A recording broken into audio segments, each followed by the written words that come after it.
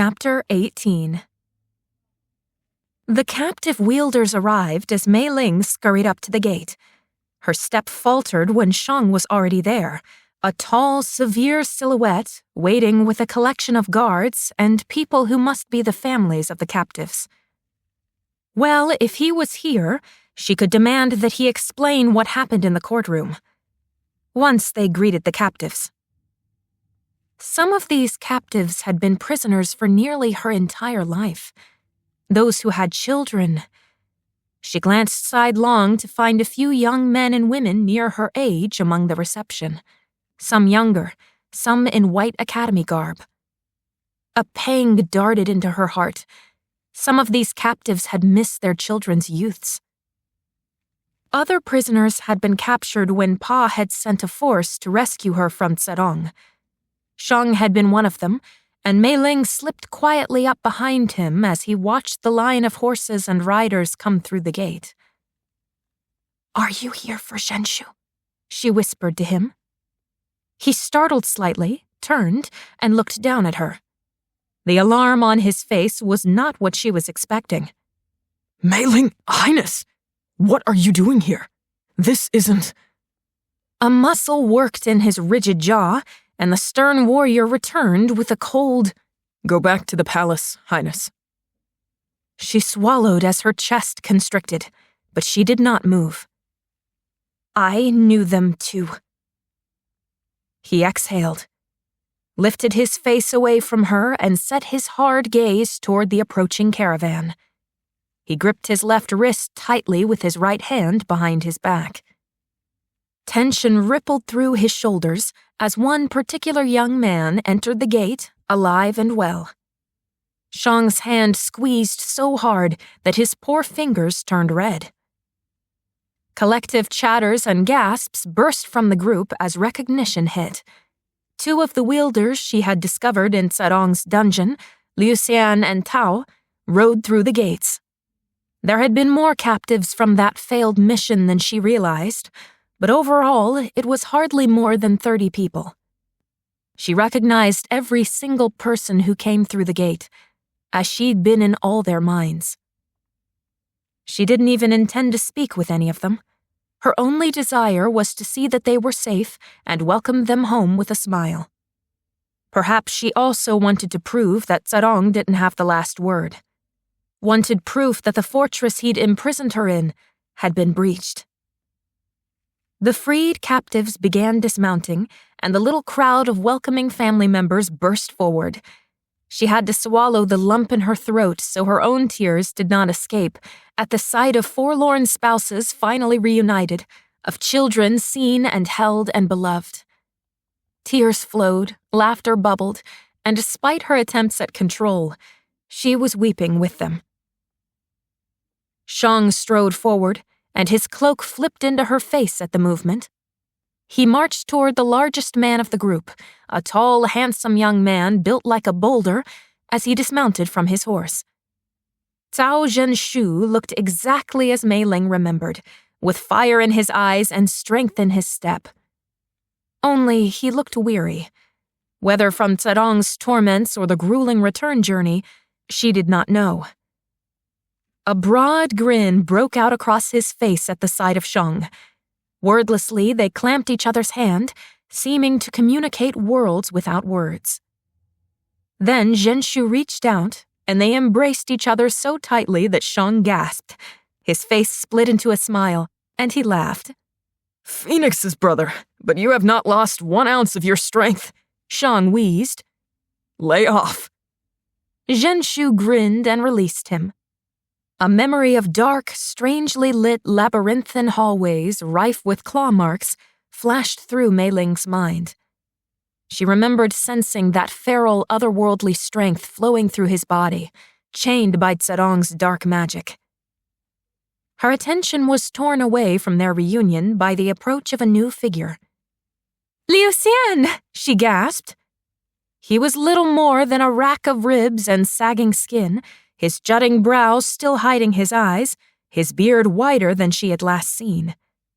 He had been a prisoner for so many years. His face was mostly blank, and she figured he might still be in shock. Was his family here? She looked around, but saw no one reaching for him. "I am so glad you are back safely," she said, smiling despite her sadness. "You will be able to rest and recuperate." He lifted his face, enough that she could make out twin beads of dark staring back at her under pale eyebrows.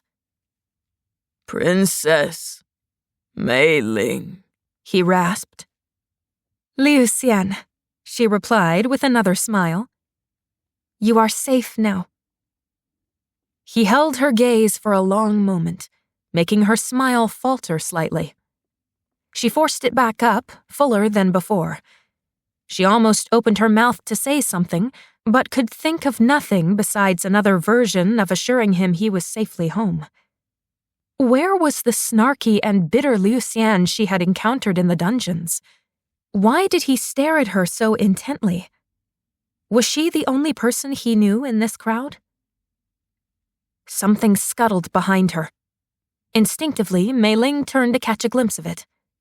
Why did that distinct sound follow her everywhere? It was almost like... It was like the sound in Zedong's mind. The sound of black magic. Liu Xian lunged. She saw it in her periphery, heard the sudden shouts of the people around her. Something gleamed like metal in Liu Xian's hand. He punched her hard in the side, so hard she stumbled back. Ice swept her from head to toe, and then warm water soaked through her robes, dripping down her legs. Tingles and numbness followed. "Meiling!" Shang screamed, lunging for her. It was just a hit. She'd been hit before. This wasn't even the worst hit she'd taken. He didn't need to scream like that. She looked down, just as Liu Xian wrenched a knife out of her side. Red blood. Everywhere. It was getting on the ground. This was such a mess. And on the day of cleansing. The servants had already spent so many hours today cleaning the palace. Getting blood out of the pavement was going to take so much work. She staggered. The ground came rushing for her. The rush of air stopped, but the ground still embraced her. Her vision turned foggy, but she knew it was Shang with his knees on either side of her hips, his hands fussing at her waist. That was his voice shouting. Screaming echoed around her, like flies buzzing in her ears. When she tilted her head, someone else held a long white beard pinned to the ground. Zhenshu? "This is going to hurt, but stay with me, Meiling. Stay with me." Those words made her turn her head back to Shang. He had her sash knotted around her torso, beads of sweat dripping off his nose. Then he pulled. Pain like nothing she'd ever known devoured her whole. Blackness seared her vision. Then the light returned, but the pain didn't ebb. Everything was blurry. The ground moved away at last, and there was blue sky ringed in darkness. She closed her eyes. Father, she was so tired, and the pain. Oh, the pain. She leaned her head against something that thudded loudly in her ear. "Meiling? Meiling, can you hear me? Wake up! Don't go to sleep, understand? Meiling! Meiling!" Someone moaned. The sound was distant, detached. It seemed to come from everywhere and nowhere. It was joined by frantic, punctuated roars. "Feiyan! Where is Feiyan? Where's the healer? Someone find the healer! Now! The princess has been stabbed!" This was followed by a low voice growling, "Spitfire! Spitfire! Spitfire!" She opened her eyes. Her gaze clarified for a moment, and she smiled. "Hello, Shang." She choked, coughed, and a wave of agonizing pain shot through her body. She gasped, let out a cry that swiftly morphed into a moan. The world grew dark again, but it stayed loud. The arms holding her tightened. "Feiyan!" "Meiling, don't worry. Just stay awake for a few more minutes. Feiyan! I'm taking you to the healer. You'll be all right. Just don't fall asleep, understand? Feiyan!" The roar choked out at the end. Distantly, she thought he was running, And that was why she was jostling so much. That was why shooting lightning bolts of lancing pain kept sweeping through her body and soul. The blue in her vision went black, but not utterly black. An unfamiliar ceiling shuddered above her. Was she dying? It was a strange thought. Perhaps she ought to panic, but she was too tired to panic.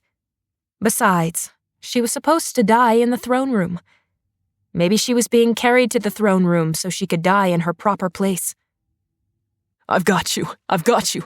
Just hold on for me, darling. Hold on for me. Feyen! The voice strained to breaking. Was someone carrying her? Was it someone she knew? Screaming and shouting and moaning. Too loud, she mumbled. A new voice and smell and sight filled her senses. What happened? A feminine voice gasped. No time. She flew through the air, found enough strength in her arms to flail them weakly, and everything stopped moving. Something warm touched her side, and then a golden river rushed into her. She sagged. Is it too late? Shang's voice broke. Something cold brushed against the side of her face. Ice pressed into her throat. She still has a pulse, he gasped. We are just in time, the girl responded. Barely. The warm golden river kept flowing from her side to her toes, through to the ends of her hair. The pain eased. She could breathe without choking. Ice stayed on her face, pressed into her throat below her jawline. Her heartbeat pulsed against those cold fingers. Slowly, oh so slowly, thought clarified. She was inside. The pain subsided moment by moment, from sharp agony to a dull throb. The lower half of her body lay on something hard and firm. The floor, she realized. Her eyelashes fluttered but wouldn't open. Aside from the chilled hand on her face, heat surrounded her upper body. She recognized the hands pressed into her wounded side as belonging to another person. A girl. The golden river flowed from her. But the heat came from elsewhere. She blinked. Shang's black eyes were widened to an impossible size, hovering near her face. She blinked again, realizing that she half lay in his lap, her head held against his thudding heart, his fingers never leaving her pulse. She felt something cold in one hand. And Feyen was bent over her, brown knit in consternation and focus. Meiling, Shang rasped. Hello, Shang. What? Oh, fathers above, Meiling, he gasped, clutching her face tighter to his chest. You're going to be all right. His voice cracked slightly. Feyen is healing you. Her head was so heavy. She tilted it even so, away from Shang to find Feyen. Sweat dripped off her nose, and her shoulders shook. Her eyes were squeezed shut in concentration. What? Why am I? How?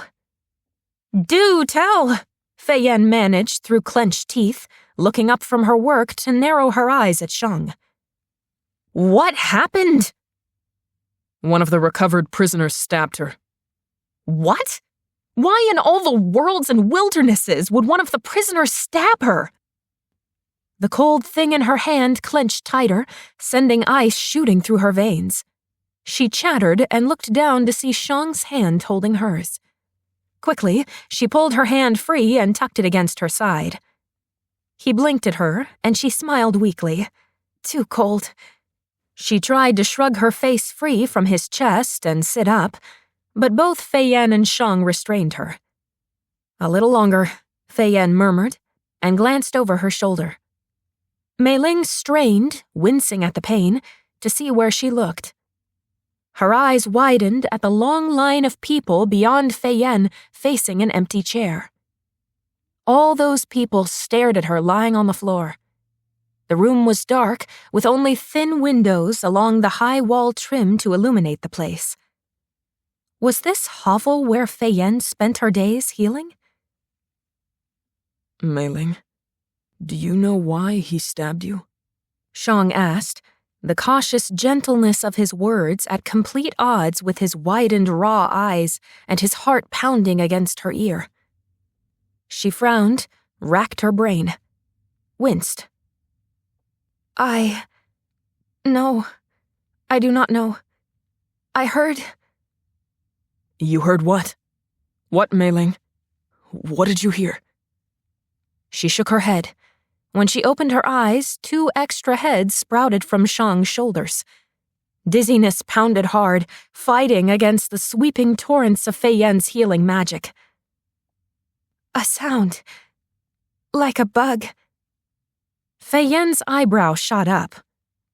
He was probably trying to kill the bug. Now is not the time for jokes, Shang snapped. He turned back to Meiling. What sound? Tell me more about the sound. The sound? Already its memory seemed to fade, confusion muddling her thoughts. She'd realized something about the sound, but now she couldn't remember what. It was nothing. The last bit of the pain vanished like a resolving cord. She gasped, sagged against Shang as the tension washed away. His heartbeat lurched against her ear, and his hand moved away from her face to support her shoulders as Fei-Yen drew back. There. She is recovered. Meiling almost started when Shang's other hand darted out and gripped Fei-Yen's elbow when she tried to stand. She froze, her full lips parting. His face held the most vulnerable expression Meiling had ever seen. Father's Fei-Yen, you are a miracle, he whispered thickly, his voice catching. Fei-Yen stared, utterly dumbfounded. Her mouth gaped and one eyebrow twitched. Was it the darkness of the room, or did her cheeks flush? She nodded crisply and stood, pulling herself free and stepping away. She drew a deep breath. I am honored to serve, my princess. When her back turned, her shoulders slumped. She stopped at a table where the basin rested, next to a towel, and washed her bloody hands before returning to her chair. Meiling's gaze lingered on her, even as Shang shifted. She turned to face him just as he swept his arm under her knees and lifted her up. Shang! She gasped, immediately struggling against him. I can walk! I am perfectly— Hush! Chastened, she bit her tongue and went rigid in his arms as he carried her out of the room. She assumed he would set her down once they left the room, or the building, but he didn't. Light greeted them, bright and glaring, as the sun descended into late afternoon. What was she supposed to do with her hands? Fold them up? She strained to look where they were going, and blanched. Shang, you cannot carry me into the palace. It's the day of cleansing, and servants are everywhere. He grunted as he moved to kick open the door, but servants rushed forward and opened it first. He stepped over the threshold, and dozens of pattering footsteps filled the air. Not knowing what else to do, she reached up, wrapped her arms around his neck, and hid her flaming face in the collar of his robes. His jaw tensed. Highness, came the echoing murmurs as Shang carried her through the hallways of her home. How incessant they were, how numerous. She wanted to crawl into a corner and die. Shang, please, she whispered. He either didn't hear her or he simply did not answer. Her blush grew hotter. She almost asked if she was too heavy, but caught herself just in time. He would probably think she insulted his strength. He took the stairs, and she clutched his neck tighter, willing herself not to be afraid of being dropped, willing herself to shut out the relentless addresses from the servants. My rooms, she started. I know where your rooms are. There was no point in arguing that just because he knew where her window was wasn't the same as knowing how to find the door. She gave another half-hearted effort to scramble out of his grip, but he tightened his arms. Be still. We're almost there. After 1,000 more steps of embarrassment making her blood run hot, a familiar chorus of addresses burbled. Her head snapped up, and she craned her neck as her maids rushed to open her door. The frenzy of fluttering and clucking maids immediately enveloped her. Shang strode into the room, and the maids parted before him. Draw back the bedclothes. Fetch hot water and prepare a bath, he instructed, as though giving orders to soldiers under his command. Arrange new robes for her. Send for the Emperor and Queen if they have not already been informed. Shang, he set her down on her bed. When he did so, she got a clear view of her own garments. They were torn and completely covered in blood. Her torso was drenched, her sash having been wrapped tightly around the wound, to staunch the flow. A gasp escaped her lips. She quickly sat up. He placed a hand on her shoulder and gently pushed her back down onto the bed. Lie down. You need to recover. I am recovered. He met her eyes, and it was enough to make her swallow her protests. Then her gaze lowered, widened. The front of his robes was crimson, soaked through and sticking to his torso. His long sleeves were stained, spatters and drips falling to the hems. Those strong hands were bloody, and even his face was smeared. His gaze was hard. You don't want to go into shock, he said, turning his attention toward the end of the bed. Before she realized what he was doing, he gripped her ankle and slid one slipper off her foot. She startled, pulling back. Shang! He ignored her protests and tugged off her other slipper, tossing both to the floor where a maid swept them up. It was a traumatizing event. In the span of half an hour, you went from full health to near death, back to full health again. He lifted the quilt and spread it over her, gently tucking it under her chin as she lay rigid. He pulled his red-stained hands away, straightened. His black eyes met hers. You need to rest, and give your mind time to catch up. Her lips parted as she stared at him and gripped the edge of the blanket.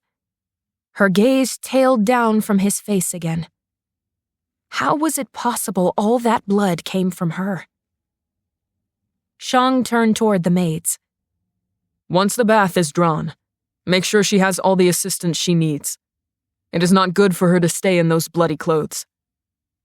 They bobbed.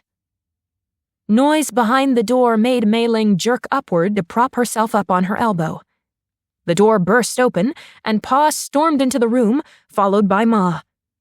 Meiling! He gasped, rushing forward and grabbing both of her shoulders. Are you well, my love? Are you well? She only had time to nod before Pa pulled her into the tightest embrace of her life. She melted into his arms, and tears pricked the corners of her eyes.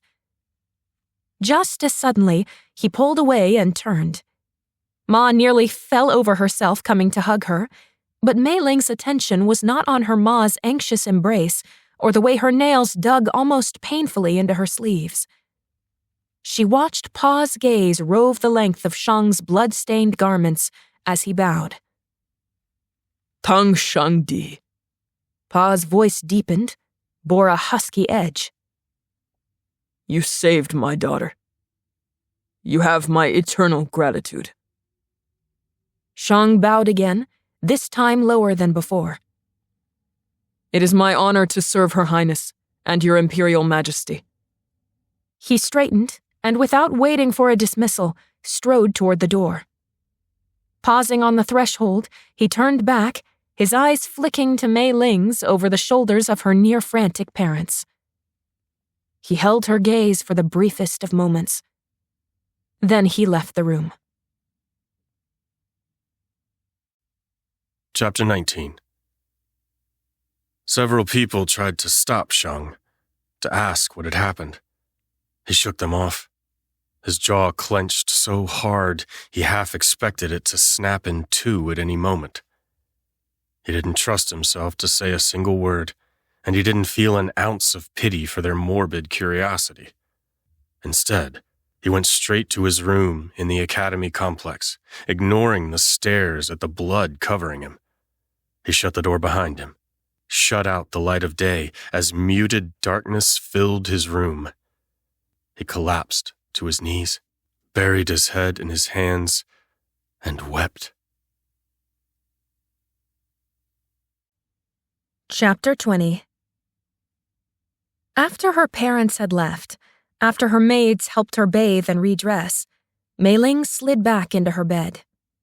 She pulled the quilt up to her chin. It was not the one that Shang had tucked her in with earlier. The bedclothes had been changed and discarded. Already shadows filled her room. The feast would be starting soon. Thankfully, her parents had given her leave to rest and not attend the feast. She didn't know if they intended to hide the incident. It seemed rather impossible, considering the trail of blood she must have left on the newly polished floors in front of hundreds of servants' eyes. Her plans were foiled. She had not been able to ask Shang about what happened in the trial. She had not been able to ask Ma for her help in finding a way to testify in the trial. The days were slipping by. Only 2 more days remained. Only 2 more trials. She could not keep cowering up in the balcony, listening to her friends be slandered and forced to admit to lies. She also could not afford to keep getting injured. Was this now the 3rd time Feyen had brought Meiling back from the brink of death? 2 of them in the last 3 days. Perhaps her parents were regretting bringing her back to the palace. Perhaps it was not safe here for her after all. She needed to speak with Shang, and not while she was half dead and both of them were covered in blood. She doubted that he would have a serious conversation with her tonight, even if she managed to slip past the extra guards posted at her door. He would tell her she ought to rest. She puffed a frustrated blast of air out of her mouth. He had been so worried.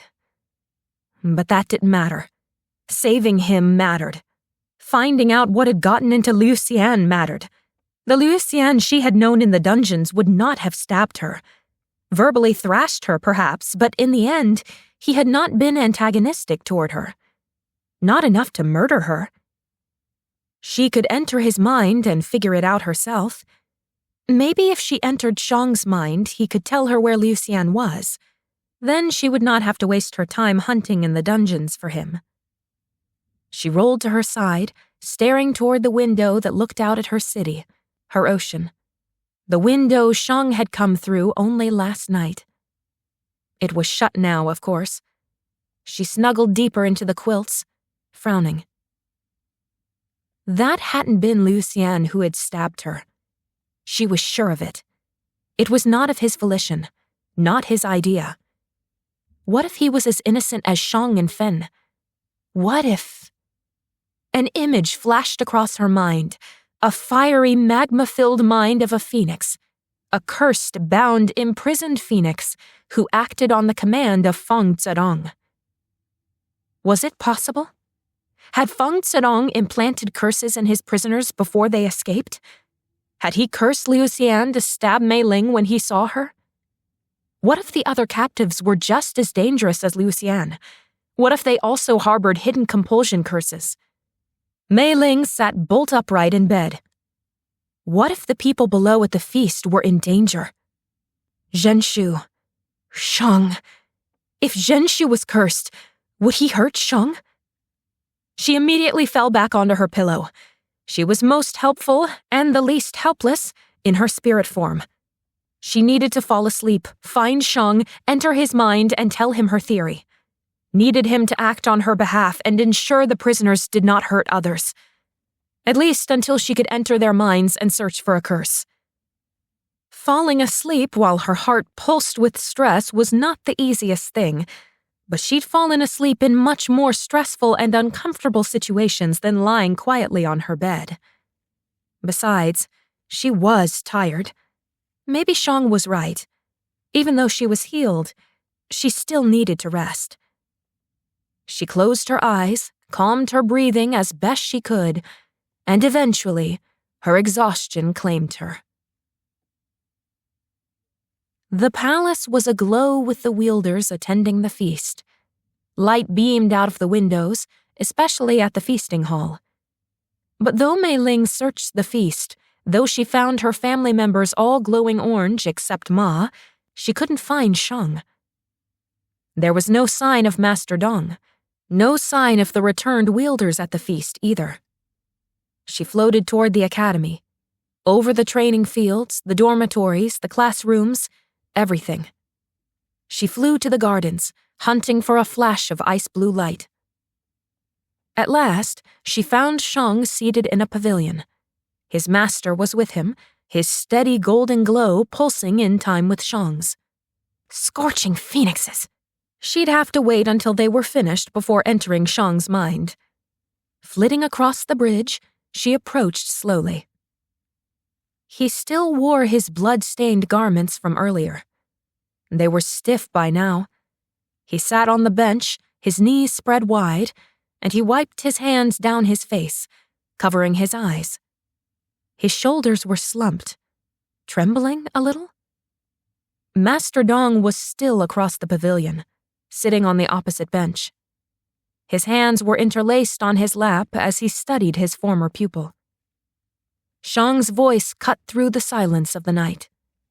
I almost let her die. You saved her, Shang-Di. You acted fast, with good instinct, and you didn't lose your head.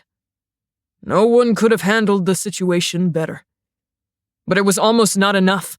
She was bleeding so badly, even after I bound up the wound. Had I forgotten where Fei Yan heals?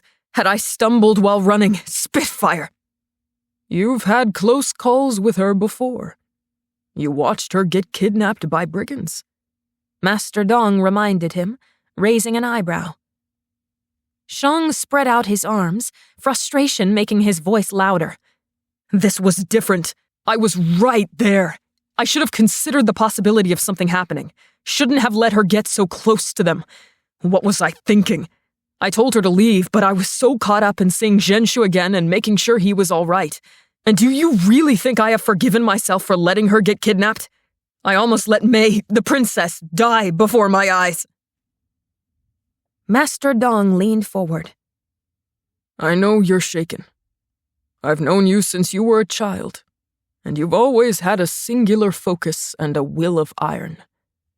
You've always known what you wanted, and you never rested until you had it. Until this week. Until now. The Shang-Di I knew before would have done exactly what you did when the princess was captured. You didn't panic. You didn't lose control of yourself. You didn't break. What did you do instead? You planned, and planned. And then you executed the most daring rescue I've heard of. But now you're faltering. Why, Shang-Di? Either you don't know what you want, or you don't believe you deserve what you want. I want her to be alive and well. Master Dong steepled his fingers, narrowing his keen eyes. Why? The words shot out of Shang's mouth, vehement and startling to Meiling. Because she is dear to me. I will content myself with distance from her if I must, so long as she is alive and well. Because she is dear to me. Why? Demanded Master Dong. Because she is good, and you are not. Shang went silent, turning his face away. Were those tears leaking out of his shut eyes? Meiling's heart wrung out. You've spent your life believing that you are a failure, that you are inadequate, despite succeeding with such aplomb at everything you set your mind to. I am on trial for my life, Shang growled. Don't try to tell me I'm not a failure. You're not a failure, Meiling said aloud into the ether, and if she possessed physical eyes in this form, tears would have been streaming down her cheeks. I won't tell you that you're not a failure. You wouldn't believe me if I did. So I will tell you this instead.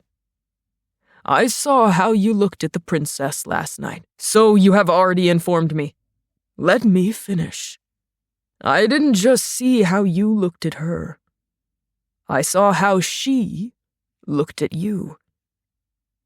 Meiling jolted in surprise, whirling toward the older man even as Shang's attention was equally arrested. If that man dared to— When she looked at you, she wasn't looking at a failure. She was looking at a hero, Shangdi. Her hero. There was nothing in her eyes but admiration when she looked at you. Meiling ran a hand down her face, her insides relaxing even as warmth filled her soul. He hadn't exposed her completely to Shang, and he was correct in her characterization. Shang was her hero, and she wasn't ashamed of it. That is because Meiling sees good wherever she looks, said Shang, not bothering to continue using her title. She is good, so she sees the goodness around her. I'm not like that. I see corruption, double-crossing liars, crooked ambition, and conquest. Because that is who I am willing to be if I must. Do you see corruption and conquest in the princess? The master demanded. Shang pulled back, clearly affronted. Is the princess hard on herself? Yes, very much so, answered Shang. Do you think she is lacking in the ways she believes herself to be lacking? He shook his head vehemently, and something about it made Meiling's shadow lips fall open. She lacks nothing, except common sense when it comes to self-preservation, but even that is another of her virtues I cannot help but admire. It isn't that she's lacking sense, but that she values others so highly she won't consider her own detriment. Then Shang's brow puckered, and he shot a finger out toward Master Dong. Don't you dare tell her I said that. She'll take it as permission to continue throwing herself into dangerous situations. The full reality of her eavesdropping slammed into Meiling. She flew backward a few feet, shame making her reconsider listening to the rest of the conversation. She should give them privacy. That was what she would want. It was so strange to hear Shang speak of her this way, of all her so-called virtues, especially when she was invading his privacy even now. But then Master Dong was speaking again as Shang dropped his head into his hands, and she couldn't resist drifting just a little bit closer. You're holding a double standard. I will not sit here and attempt to assure you that you aren't the failure you believe yourself to be. Only you can truly decide to let that identity go. But I will urge this of you. What the princess sees in you is what I see in you, too. If you won't believe me, then consider believing her. I spoke with her for 5 minutes, and that was enough for me to see her genuineness. She isn't lacking in sense, and she's not a liar. Her admiration isn't patronization. Maybe, just maybe, what she sees is really there. Maybe what she admires is truth. And if it is truth, then why are you going to keep sitting here and moping? Find that iron focus of yours. Find that well of strength inside you. Be the force of nature that you are, Tang Shangdi. You weren't made to be broken. At those words, Shang's ice-blue glow shuddered. Meiling stiffened as a bolt of fear pierced her. Glows only did that when the wielder was wounded or dying. Could glows dim from soul pain, not just physical pain? His soul pulsed, and then, as though the sun had reappeared from behind storm clouds, the glow magnified. Meiling's lips parted as she watched, dumbfounded, as Shang's soul glow tripled in strength, becoming a blinding aura of almost pure white. Slowly, Shang lifted his head. His black eyes shone like distant stars. There was something different about the way they glowed, as though he'd just released a mountain he'd carried upon his shoulders, as though his inner fire had just been reignited. You're right, he said simply. Thank you. With that, he rose and strode purposefully out of the pavilion, the brilliant blue-white of his soul a beacon to his path. And for the father's sakes, Get out of those bloody garments, called Master Dong after Shang's retreating form. He gave his head a shake, a long sigh escaping him, and Meiling wondered if he had any clue how deeply his words had affected his mentee. She watched Shang disappear, taking her heart with him. And yet, despite the fact that she hadn't discussed the things she needed to with him, she felt lighter than she had in months. She trusted Shang with her life.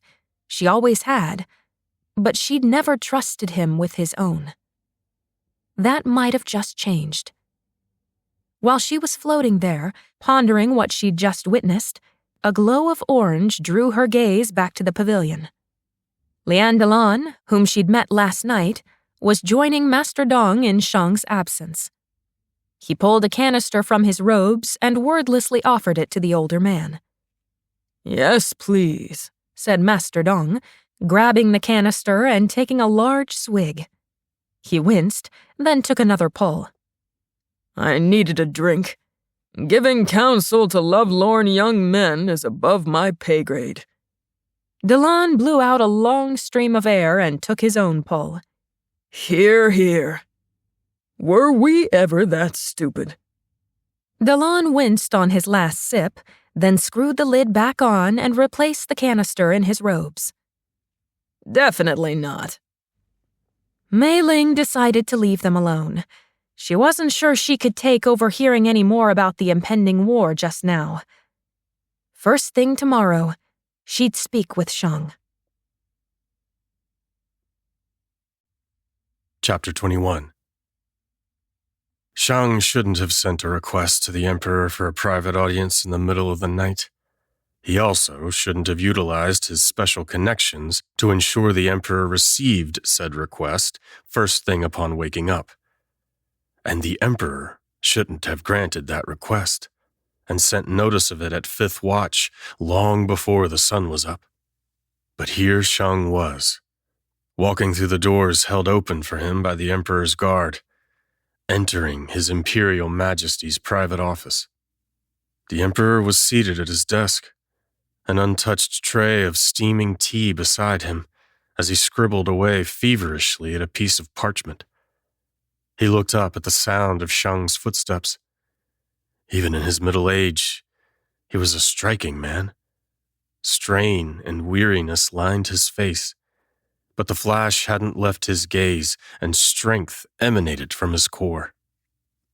Shang had always found His Imperial Majesty deeply worthy of his respect. Seeing him close and personal like this only emphasized the power and conscientiousness with which he ruled. Shang bowed deeply. Emperor Niansu leaned back, setting his quill back in its inkwell. Unlike Shang, he wasn't dressed for the day, but instead wore an emerald green dressing gown, belted at the waist. His voice was gravelly when he spoke, and there wasn't a hint of ire in his tone at Shang's inappropriate request. Tan Shangdi, I was intending to send for you today, so this works well for me. I've been informed of the trials. Shang only nodded. Emperor Niansu steepled his fingers and leaned forward, eyes flashing. I have no intention of letting you or that shifter be executed. Not many things surprised Shang. This, however, made his composure frisson just slightly. He blinked twice and fought to keep his mouth in a straight line. I want to give you every chance at a pardon, the Emperor continued.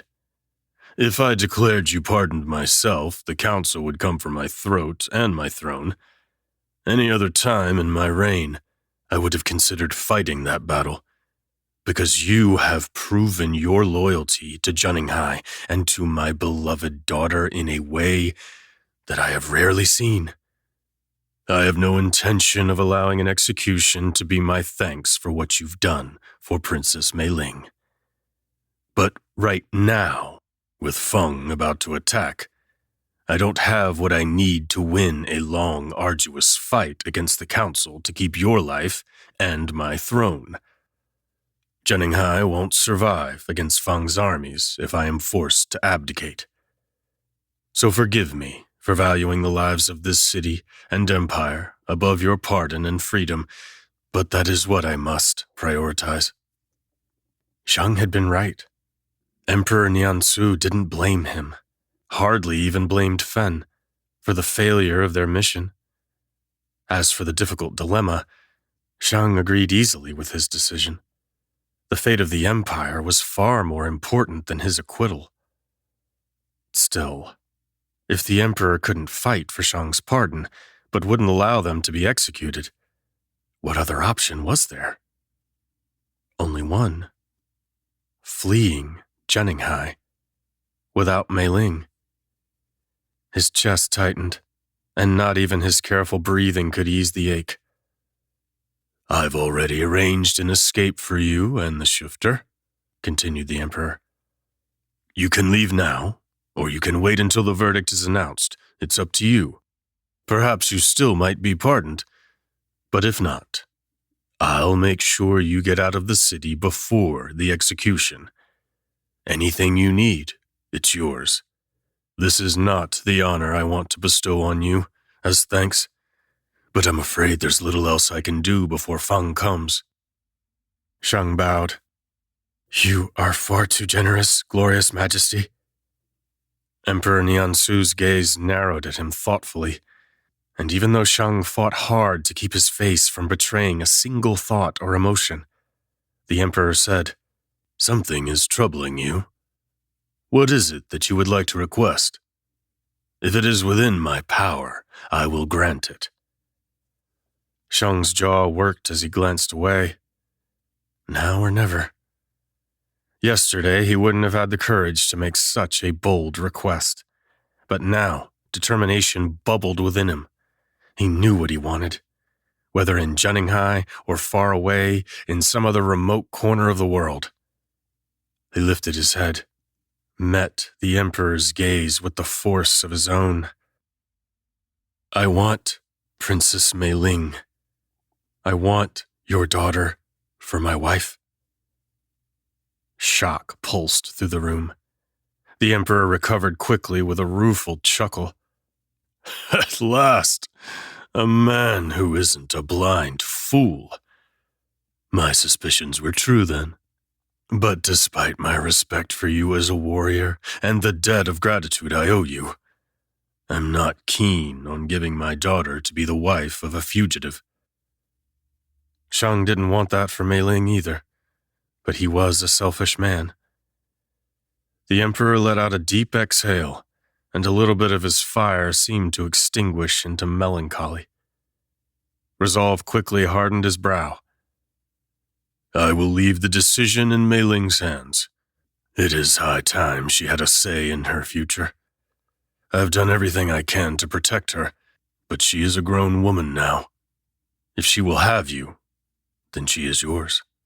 I will consider my debt to you repaid." A beaming smile he couldn't contain burst across Shang's face. He dropped to his knees, bowing in obeisance. It gave him a chance to swallow the unexpected emotion clogging his throat.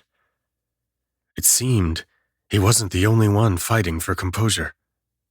The Emperor's voice was thick when he spoke again. "I won't tell you to take good care of her. I already know you will. If she'll go with you. I admit, it'll save me from the worry of her magic being discovered and the things I'd have to do to protect her in those circumstances." Shang was well aware that Meiling might refuse him. This would be the hardest decision of her life. But now, this was a firm option. An option to spare both their lives, to give them a future together. He wouldn't try to influence her decision. He'd respect her choice. Still, for the first time in so long, he burned with hope. And in this moment, an unexpected bond and camaraderie forged between him and Emperor Niansu. It felt so tangible he could almost reach out and touch it. A bond woven through their shared love of Meiling. Few people knew who she truly was, but Shang and the Emperor would rip apart kingdoms, the entire world, for her sake. So when Shang lifted his head and met His Imperial Majesty's heavy gaze, he did something he never would have dreamed of. He reached out his hand. The Emperor clasped it in return. "I may not be worthy of her," Shang whispered in his mind, "but I have loved her with every fiber of my being, and I will never stop loving her." "I'll kill you if you break her heart," Niansu's eyes seemed to say in return. Shang's lips quirked. "Noted." They released each other's hands, and just as Shang was turning to leave, the Emperor cleared his throat and shuffled through the papers on his desk. "I didn't say you were dismissed." When Shang immediately spun back around, the Emperor pointed a large, rolled parchment at him. "Take that," Emperor Niansu said, back to business. "It's a map of the city's fortifications. I want you to study them when you're not attending your trial. Tell me if you find any weaknesses." Shang bowed crisply and accepted the map, his stomach flipping over itself as he restrained another smile. "Yes, Your Majesty." The Emperor lifted one eyebrow. "Now, you're dismissed." Why are you following me? Meiling whirled, brow furrowed up at the guards and maids moving to walk after her. Emperor's orders. One of them obliged. Your Highness is never to be unattended. Her stomach dropped. Dawn light crept through drawn curtains, staining the floor a soft gold. She sputtered momentarily, glancing from between her army of maids to the 6 armed guards. An emperor's order must never be crossed. She spewed out a breath of resignation and then spun on her heel to walk down the corridor. Behind her, fluttering maids shuffled and guards stomped. She winced. How was she to slip out of the palace early to speak with Shang if a tromping parade followed her? Gritting her teeth, she folded her hands into her long sleeves and tilted her head back. Like she was a gracious, elegant princess on her way to tea time, where she would nibble crumpets and sip slowly enough that her tiny teacup would last long after the tea had cooled. Doubtlessly, the guards and maids were raising their eyebrows at each other. What was the princess doing awake so early? Another huge gust of air left her nostrils. They would find out soon enough. To her surprise, when she crossed the bridge to the academy, drawing her cloak tighter around her shoulders to ward off the morning cold, the practice grounds were alive and full of clattering weapons, striking and dodging students, and shouting masters.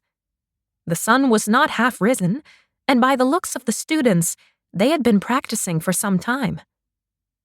Could this be any more public?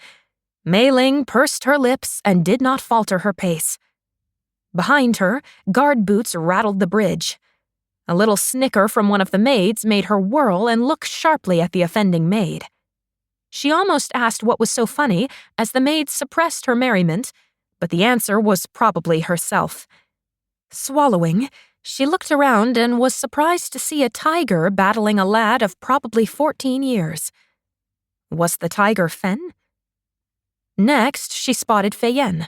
Gripping a quarterstaff with both hands, the healer fended off attacks with shocking agility from a girl who was flinging rocks. Sweat dripped down Feyen's face, making little flyaway hairs plaster to her forehead and cheeks. She held her own, but she looked exhausted. Last of all, Meiling found Shang on the other side of the practice field. He squatted by a few children younger than 10 years old. He was telling them something, pointing and gesturing as he did so. The hard lines were gone from his face. He stood abruptly, motioned for one of the boys to join him in front of the other students.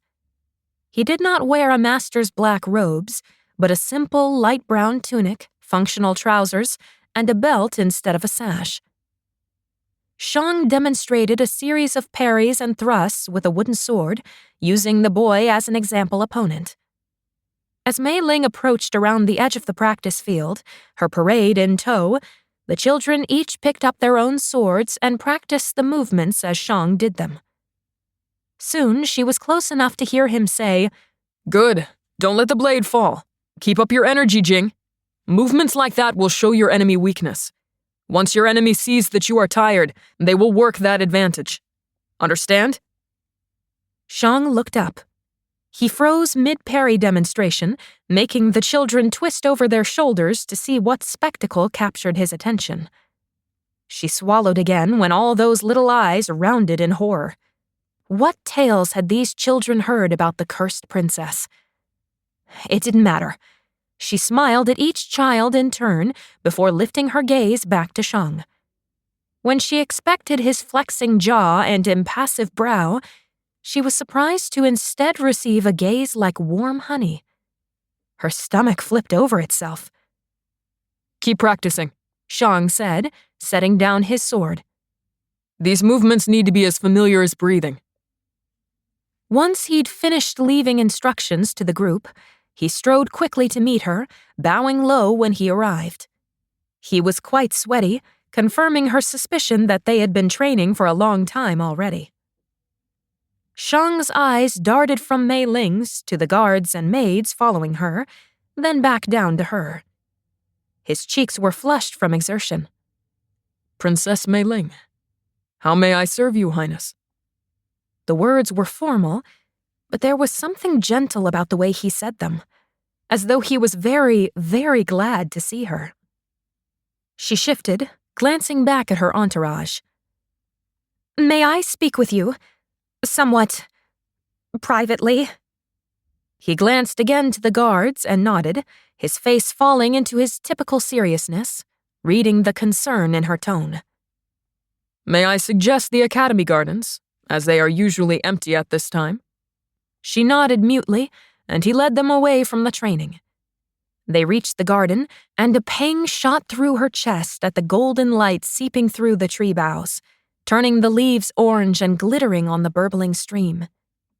The pavilion was ahead, where Shang and Master Dong had spoken. Her steps faltered slightly when he led them straight there. As they crossed the bridge, she turned and smiled uncertainly at the guards and maids.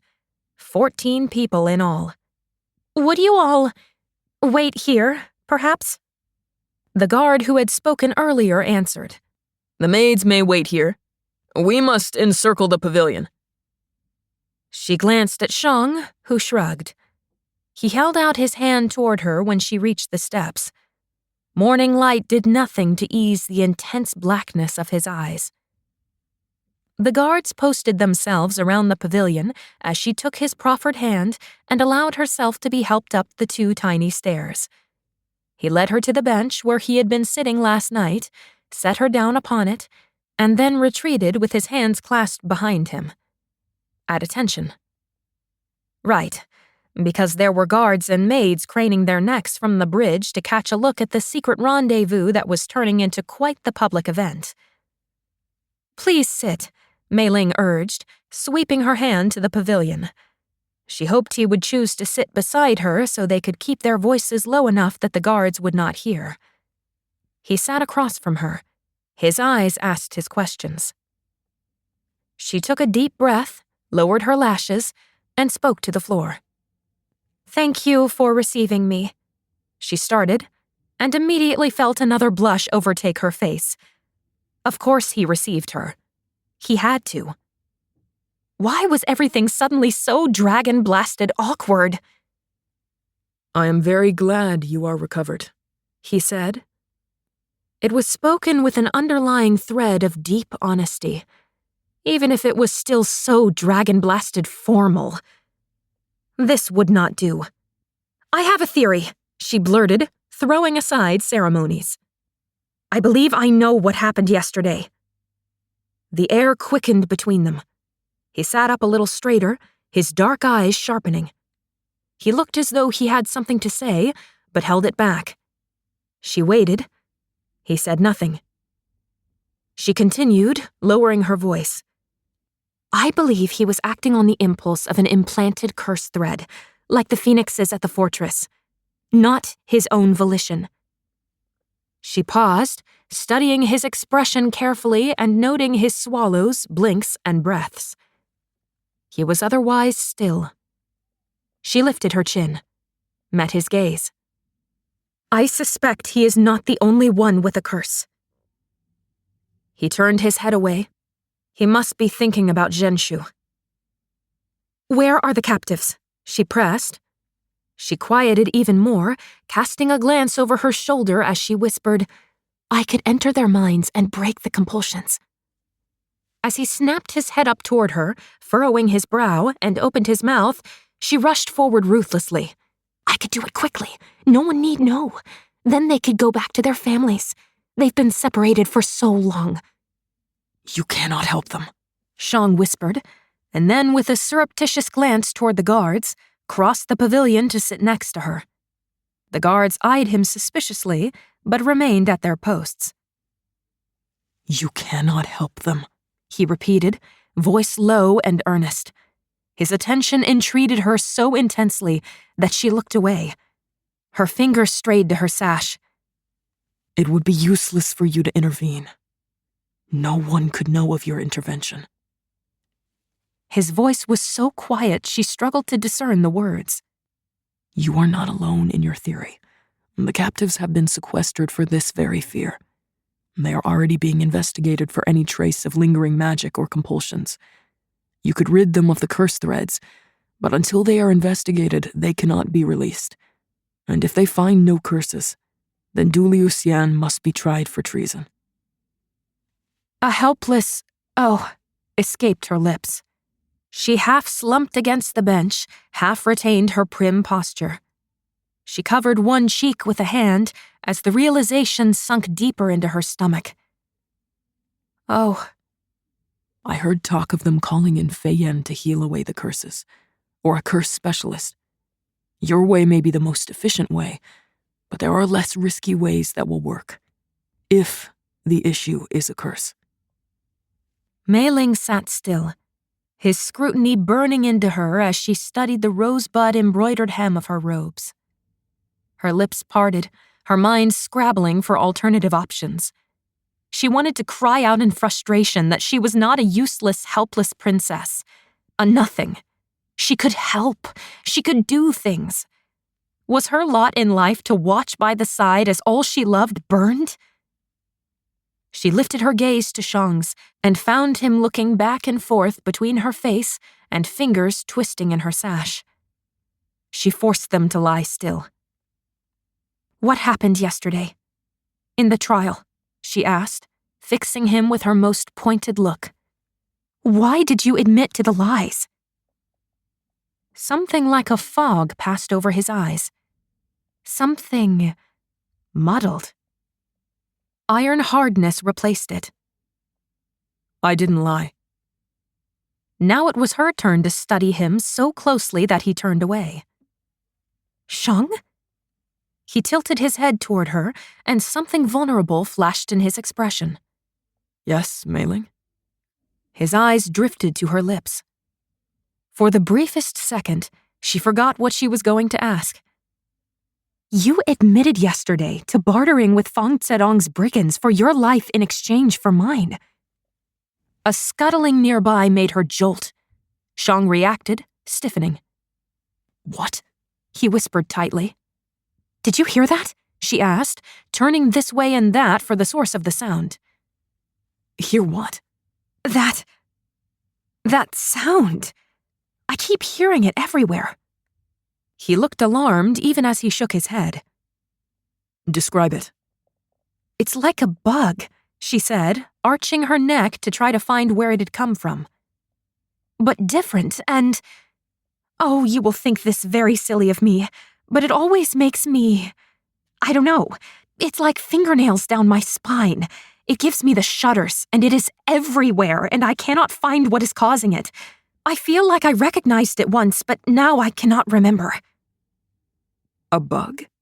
Shang lifted an eyebrow, but not in mockery. I heard nothing. You mentioned it yesterday. Princess Meiling! She barely restrained herself from shooting to her feet at the sound of her name. Instead, she straightened her back, folded her hands in her lap, and turned her face toward an approaching attendant. Yes? The man bowed and kept his eyes fixed on the ground. His Imperial Majesty summons, Your Highness. The Emperor? She blurted and then clamped her mouth shut. She paused, taking a deep breath. Where shall I meet him? His private study, Highness. She nodded and dismissed the attendant with a flick of her wrist. Her brow knit tightly as she frowned. You seem disconcerted, Shang said as they both stood. I am only surprised, she managed, attempting a half smile. The Emperor... She caught herself before she called him Pa. Caught herself before she admitted Pa had only summoned her a bare handful of times in her life, and never to his private study.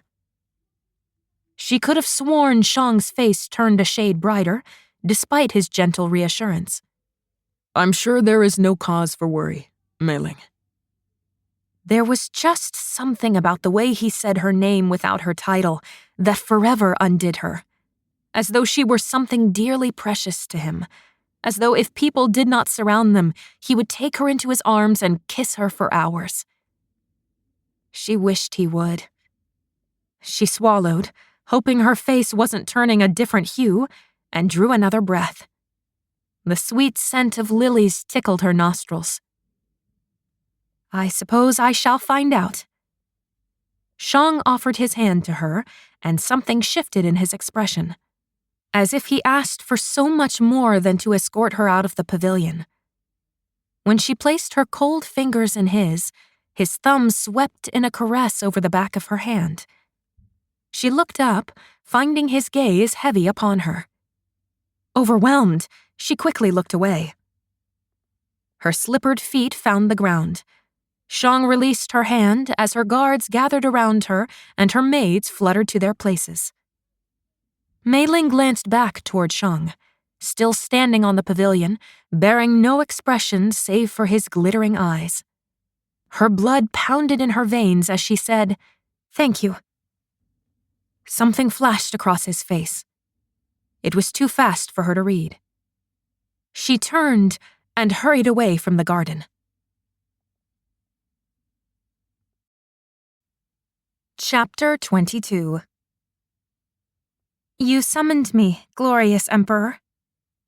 Meiling bowed herself to the floor, forehead touching golden tassels on a scarlet woven rug. Stand, daughter. There is no need for formality here. Pa's back was to her, his hands behind him as he stared out of the windows flanking his desk. Like her, he was not yet arranged for this morning's parade, but still was dressed in fine ornate robes. His wide shoulders lifted and lowered with a deep breath. He rolled a tongue of fire around on his knuckles. He extinguished it and turned as she got to her feet, keeping her hands clasped in front of her. I summoned you to tell you that I have employed extra measures to ensure your safety. If I must move you to my own chambers and keep you by my side, I will not hesitate. The cause of yesterday's calamity is being thoroughly investigated. Then, much quieter, I do not wish for you to feel unsafe. He turned away again, his fist planting firmly on the window trim. The barest wisp of smoke escaped between his knuckles. He clenched his fist tighter. Thank you, Pa. She took a step closer, eager to soothe the lines of worry between his brows, even if she did hate the extra guards. I know how hard you work to keep me and our people safe.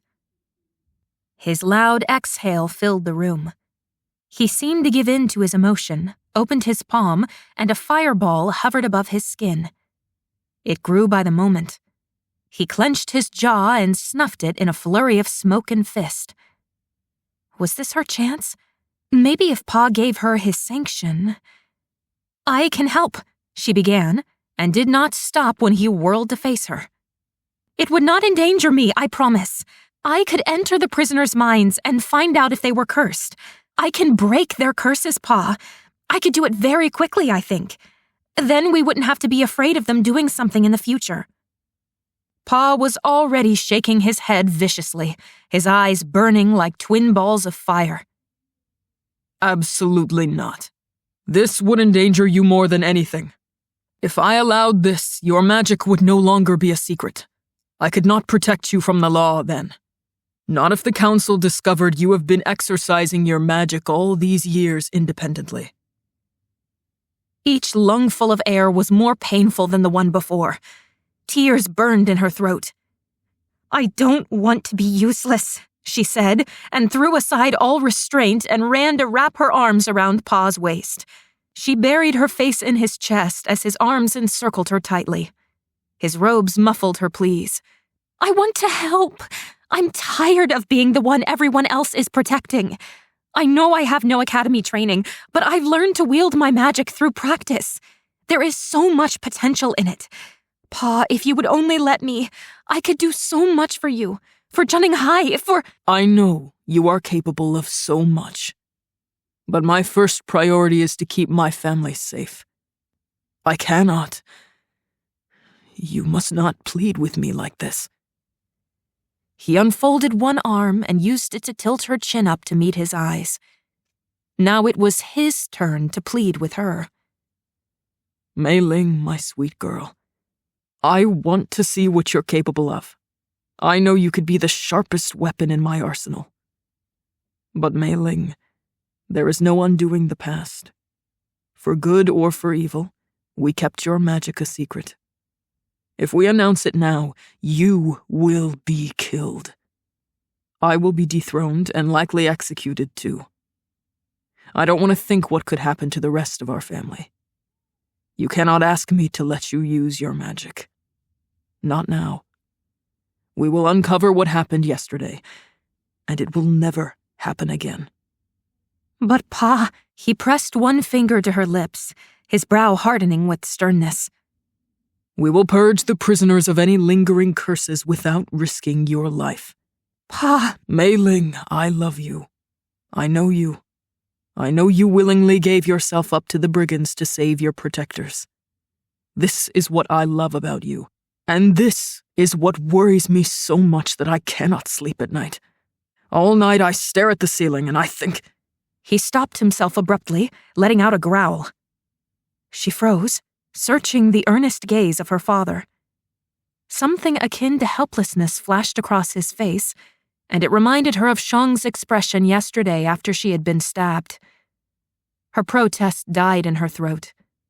She lowered her head into the folds of his robes and hugged him tighter. I love you, Pa.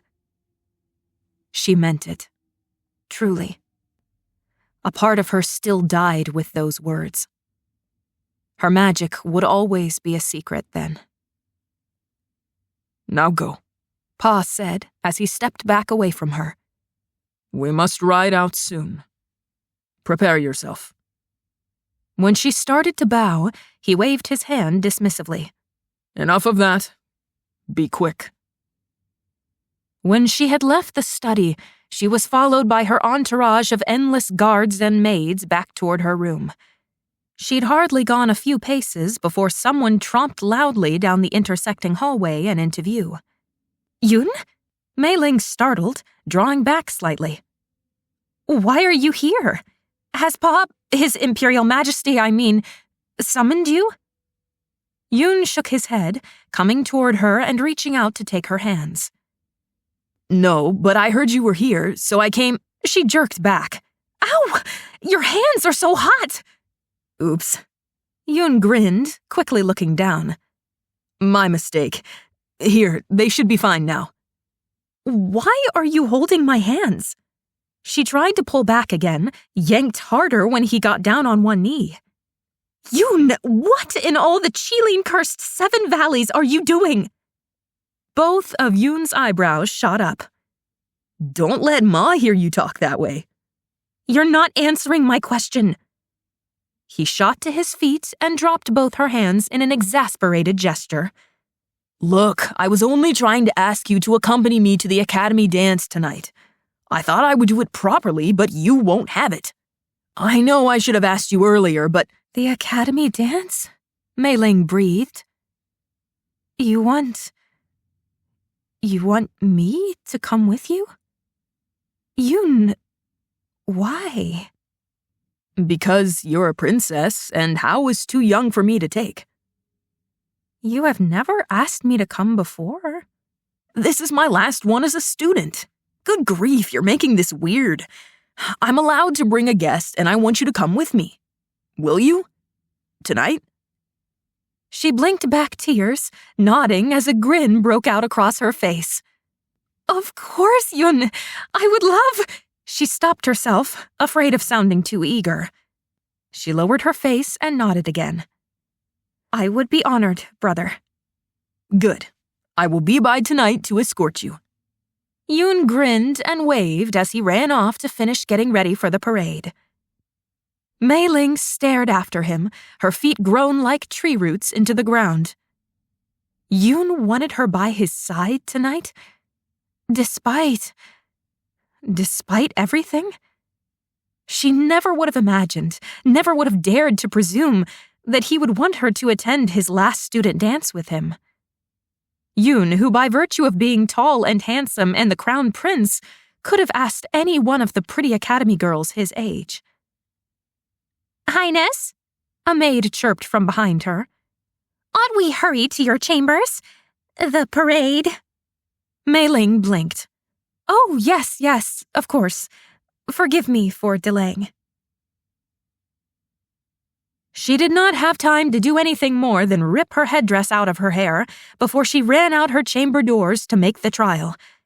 Tomorrow was the last day of the festival, the last day of their trial. She needed to speak with Ma today to find a way to testify in the trial tomorrow. Surely her words could sway the judge. Whatever nonsense had been happening previously could be ended. She opened her door and froze. 14 guards and maids blinked at her expectantly. Dragons, Meiling growled under her breath. She stood up taller, leveled her shoulders, and fixed the group with the most potent princess look she could muster. I will be back shortly. We must accompany you, Highness, the leading guard said as she tried to walk past him.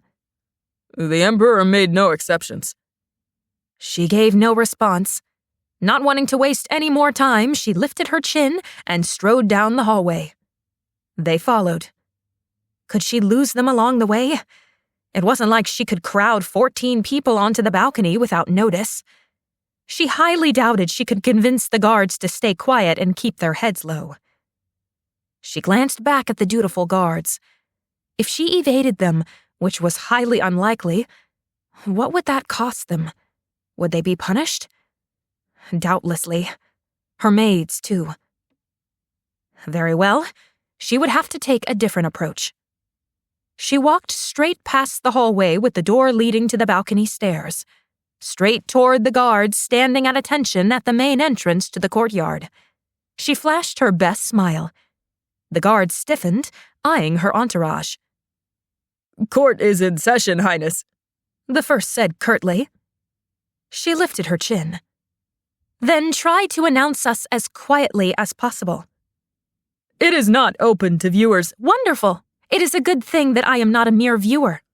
Hurry now. The words burned her lips, but she would not back down. Open the doors, she demanded, firmer. The guards looked at each other, then over Meiling's head at the guards behind her. My guards are not giving the orders, she snapped. She'd never thought her voice could come out so harshly. The first guard swallowed and bowed. Very well, Highness. The doors opened and blood roared in her ears as she stepped across the threshold and stopped. A long aisle unfurled to the judge seated on the dais. From here, she could only see Shang and Fen's torsos and heads from where they kneeled at the judge's right hand. Her Highness, Princess Meiling, the guard cried, his voice catching at first. The dread on his face confirmed his embarrassment. The anxiety roiling in her gut confirmed her own embarrassment, but she could not retreat now. Trailed by guards and maids, with every pair of eyes lighting on her immediately, she fought to keep her steps even as she walked down the aisle. The judge scowled, like she had just pounded him awake with a sledgehammer in the middle of the night. The announcer on his left looked more confused than anything, shuffling through papers as his eyes darted between Meiling and the judge. Fen's eyes were rounder than dinner bowls, her jaw gaping open. And Shang... She refused to look at him. "This case is not open for viewers!" The judge shouted, slamming his fist down on his desk. "Not even for the first princess!" Meiling swallowed, fighting the urge to turn and run back down the aisle. But no. She widened her stance, as though bracing her legs could make her seem bigger and more intimidating to the judge. This case... "What? Speak up!" She met his gaze, willing her mounting fury to pierce him. This case, honored judge, is about me. I request... She stopped, inhaled. I demand to sit as a witness. She couldn't look at Shang, but she did peek at Fen. The shock had melted from Fen's face, replaced by something else. Respect? She faced the judge again. I am the subject. I was present for all of it. The judge studied her from beneath hard brows.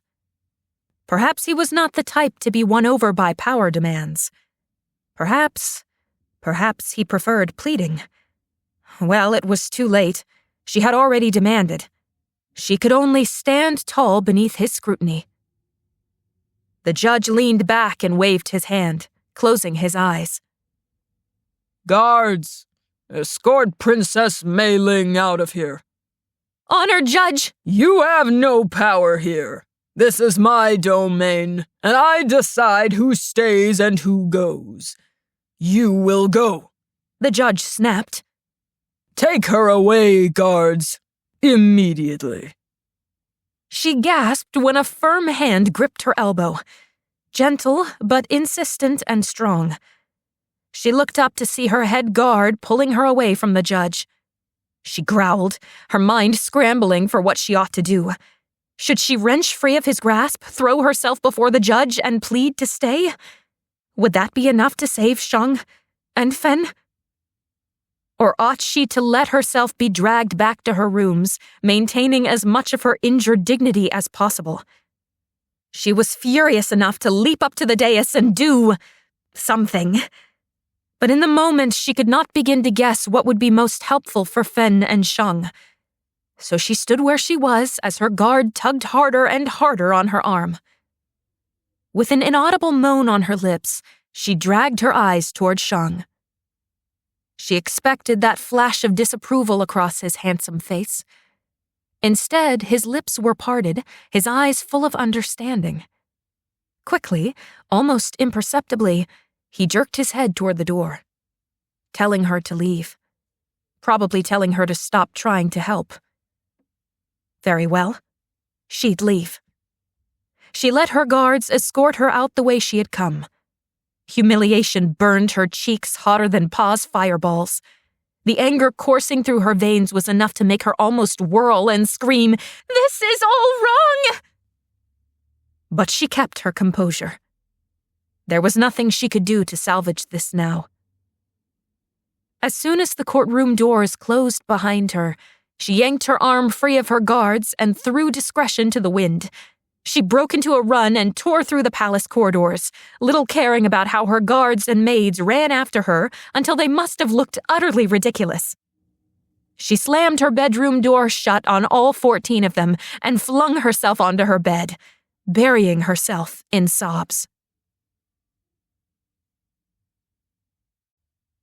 Chapter 23. A knock on her door made Meiling jolt, but she did not sit up. She was too enraged, too despairing, too terrified.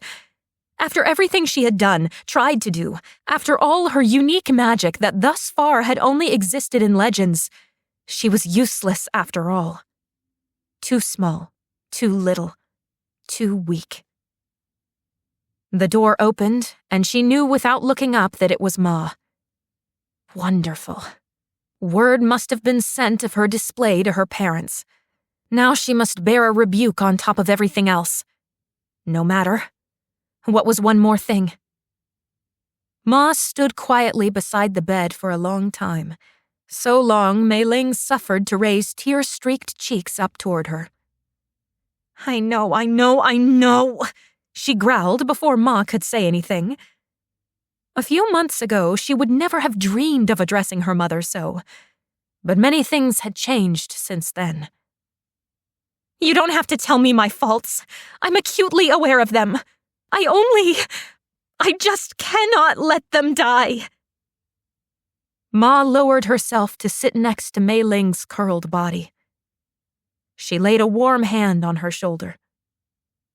Oh, May. You've gone and fallen in love with the boy. Meiling shot upward, yanking herself free of Ma's touch. There's no use denying it, Ma said with a rueful smile. I've known it for some time now. That's not... I am trying to save them both because they are innocent. I spent weeks with them. I know them. They are both far from perfect, but they are innocent of what they are accused. And if I do nothing, they will be executed in only 2 days. I could not bear the injustice of it.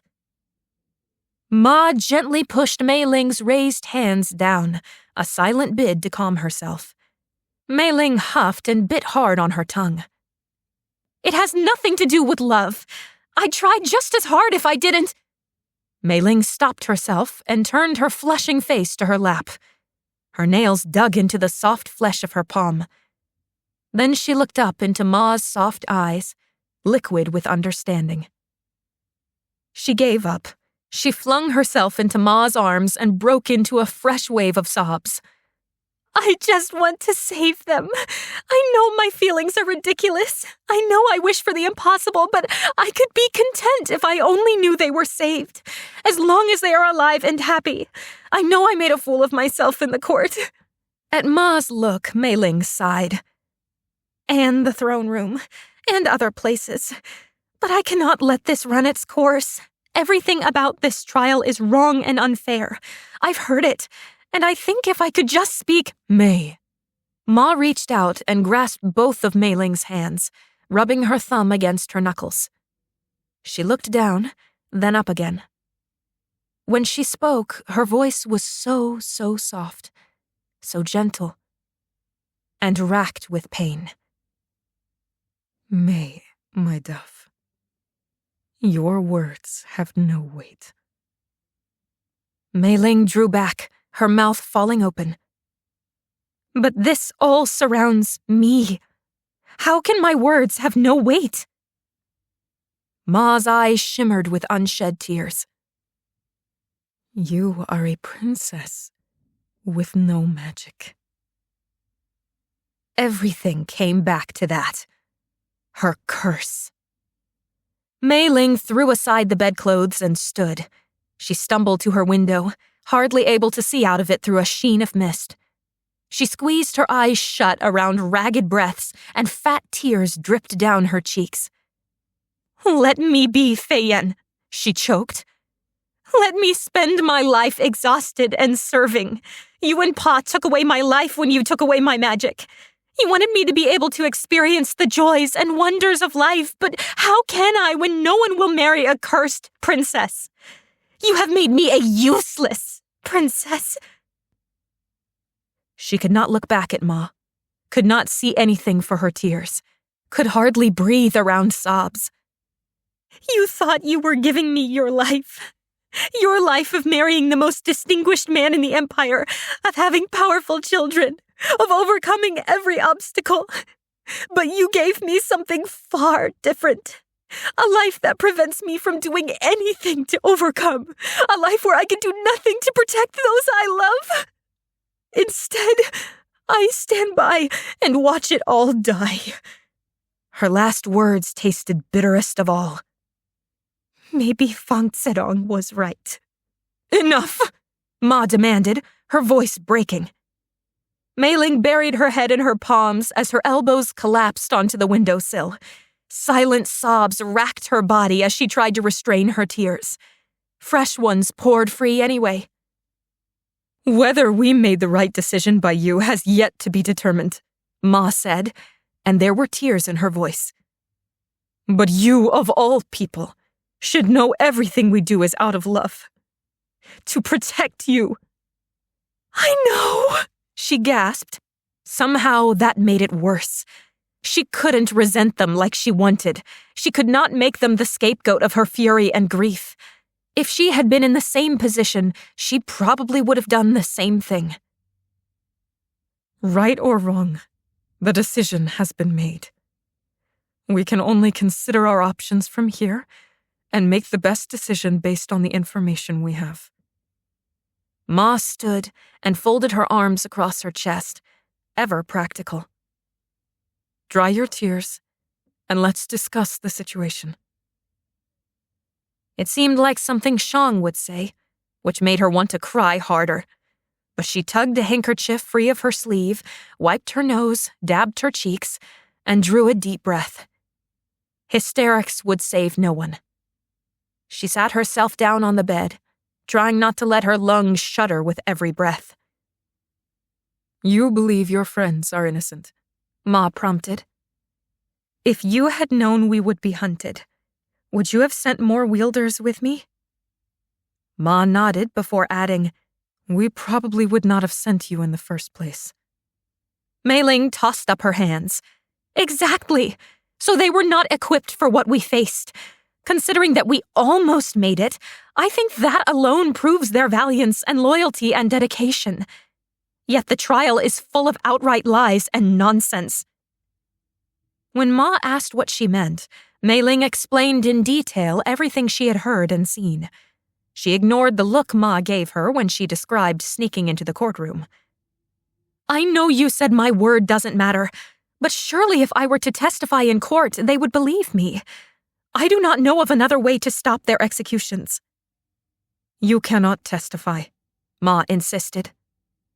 "Your testimony will not help them." She lowered her head, ground her teeth hard, so hard her jaw might break. "There must be something." Ma stood, lifting herself off the bed with such regal grace it made Meiling swallow. "Let me think about it. I will see if there is anything that can be done." She swept out of the room, leaving Meiling feeling empty. The tiniest bit hopeful, but confused, and still burning from her earlier embarrassment. And like she shouldn't let her hopes rise too far, coupled with a fierce determination that she would not let Shang and Fen be executed. But what could she do? She left the bed and stood by the window, leaning against the wall and staring out at the city. Afternoon sunshine took the edge off the winter cold, and the streets were full of merrymaking. How odd the distant laughter sounded in her ears. Was Fong Zedong right? His promises were alluring, more alluring than she wanted to admit. They had settled like a dormant parasite into her mind, just waiting to feed on any seeds of doubt. But just because Fong Zedong had correctly diagnosed flaws in their world, their society, and social structure did not mean his solution was correct. Zedong was a man who had threatened her with the blood of her siblings, who had decimated a man with phoenix fire at the snap of his fingers, who had beaten her nearly to death. "You're coming, aren't you?" Meiling whispered, as the breathiest strains of a flute wafted through the window to her ears. "You're coming to conquer us. You are coming to lay claim to the power you believe is rightly yours. Well, useless princess or not, you can be sure I'm not going to let you take this land. I've seen who you are. I know what you're capable of. And as desperately flawed as this empire is, as much as I hate its faults, you cannot have it." She stopped, letting the sound of her own exhales fill the room. The pulse of her heartbeat echoed in harmony. It's your fault my friends are on trial. It's your fault I ever had to leave the palace. Everything is your fault. And I'm not going to let you get away with it, Feng Zedong. At the mention of his name, something hissed behind her. She whirled, nearly tripping over herself in fright. "Who's there?" she called, moving around the room with careful, deliberate steps. She paused, swallowing the lump in her throat. Ought she to call her guards? She drew another breath against her pounding fear and then whispered, "Feng Zedong." Silence. Biting the inside of her lip, she marched to the door and flung it open. "Maids? I think there's a bug in my room somewhere. Will you please investigate it?" Not waiting for their answers and not bothering to acknowledge the guards that straightened, she set off down the corridor. Resolution pinched her brow, strengthened her steps, and almost rid her of her irritation as her guards followed her.